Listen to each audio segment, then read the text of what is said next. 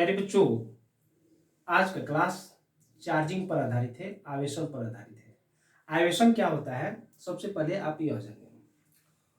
बच्चों, ये मान लीजिए कोई बॉडी है, यह कोई वस्तु है और इस पर अभी कोई भी आवेश नहीं है, किसी भी प्रकार के आवेश नहीं है, यानी कि यह वस्तु अनावेशित है। अब हम लोग इस वस्तु पर आवेश ला देते हैं, किसी भी तरह से इस वस्तु पर हम लोग आवेश लाते हैं, किसी भी विधि के। तो प्रारंभ में यह वस्तु अनावेशित थी और जब इस वस्तु पर हम लोग आवेश लाते हैं तब इसे ही कहा जाता है आवेशन।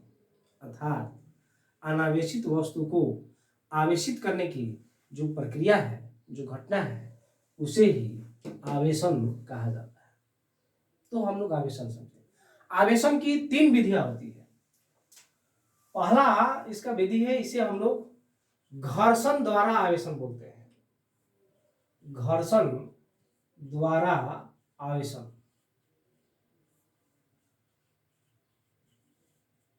Charging by friction.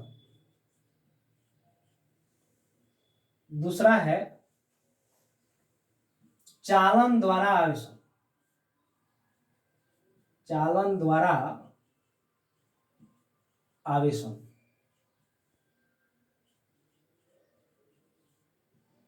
Charging by conduction. और तीसरा है बच्चों प्रेरण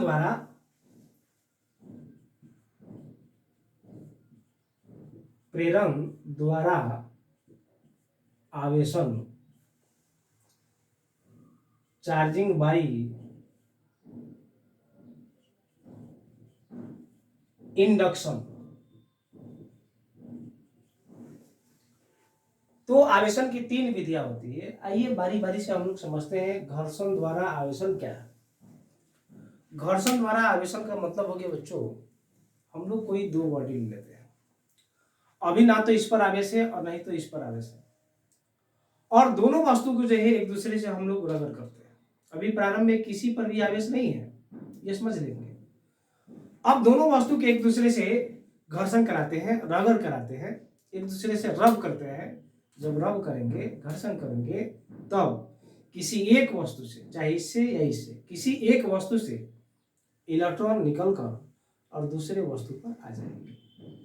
जिस भी वस्तु से इलेक्ट्रॉन निकलेगा उस वस्तु पर इलेक्ट्रॉन की कमी होगी, और जिस वस्तु पर इलेक्ट्रॉन आएगा उस वस्तु पर इलेक्ट्रॉन की अधिकता होगी। इस तरह से जिस भी वस्तु पर इलेक्ट्रॉन की कमी होती है, इलेक्ट्रॉनों की कमी होती है, वह वस्तु धनावेशित, और जिस वस्तु पर इलेक्ट्रॉनों की अधिकता होती है वह वस्तु ऋणावेशित हो जाता है। इस तरह से दोनों वस्तु आवेशित हो जाती है।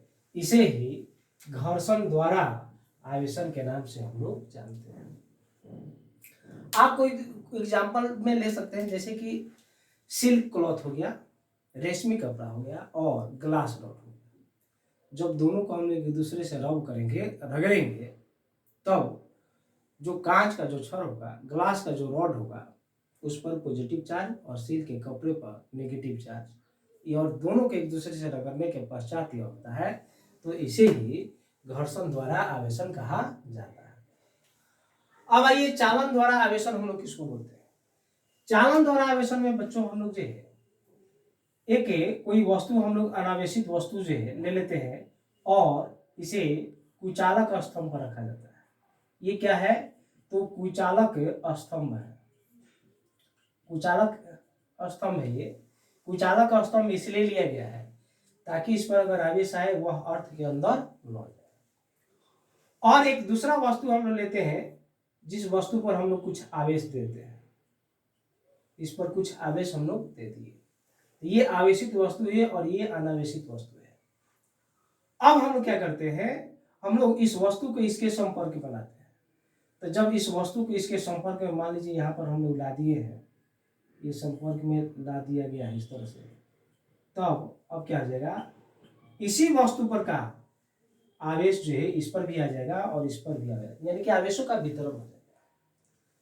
और आवेश इस पर से, यानी कि इस वस्तु से जब संपर्क में इसके लाएंगे तो कुछ आवेश निकल कर और इस पर भी आ जाएंगे, और आवेश तब तक इस पर से इस पर आते रहेगा जब तक दोनों वस्तुओं पर आवेश बराबर बराबर न हो जाए।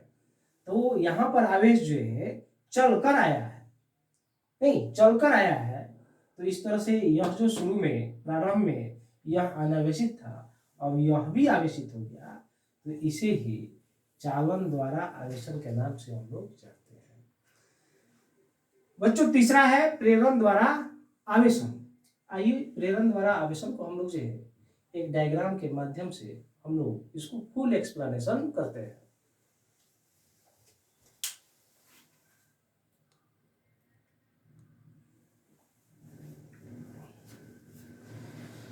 तो बच्चों तीसरा हम लोग का है प्रेरण द्वारा आवेशन। पहले वाले में घर्षण द्वारा आवेशन में दो वस्तुओं को जब एक दूसरे से रगड़ा जाता है तो दोनों वस्तु आवेशित हो जाती है, ये कहलाता है घर्षण द्वारा आवेशन। चालन द्वारा आवेशन को हम लोग बोलते हैं जब किसी अनावेशित वस्तु को आवेशित वस्तु के संपर्क में लाया जाता है तो अनावेशित वस्तु भी आवेशित हो जाती है, इसे चालन द्वारा आवेशन बोलते हैं। तीसरा प्रेरण द्वारा आवेशन का क्या मतलब है?